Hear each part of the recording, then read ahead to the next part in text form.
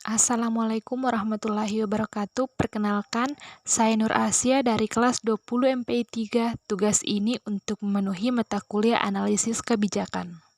Baiklah, ada 3 submateri yang akan saya bahas. Yang pertama, pengertian dan hakikat analisis kebijakan. Yang kedua, kekuasaan terhadap isu kebijakan. Dan yang ketiga, meta-analisis dan isu kebijakan. Pengertian dan hakikat isu kebijakan pendidikan.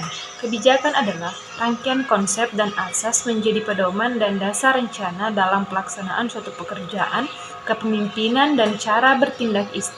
Istilah ini dapat diterapkan pada pemerintah, organisasi, kelompok, sektor swasta, dan individu. Kekuasaan terhadap isu kebijakan.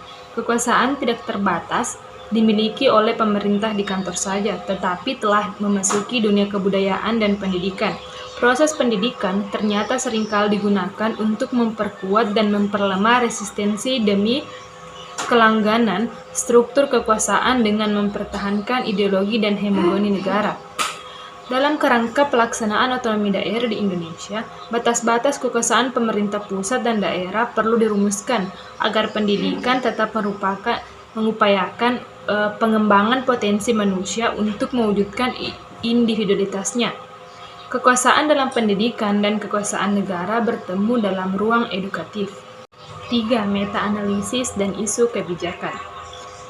Pertama, meta-analisis. Meta-analisis adalah suatu bentuk penelitian kuantitatif yang menggunakan angka-angka dan metode statistik dari beberapa hasil penelitian untuk mengorganisasikan dan menggali informasi sebanyak mungkin dari data primer yang diperoleh, sehingga mendekati kekomprehensifan dengan maksud tertentu. Kemudian yang kedua, isu kebijakan.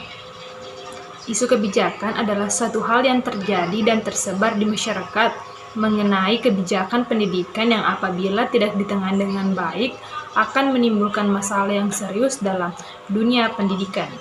Itulah pemaparan materi dari saya.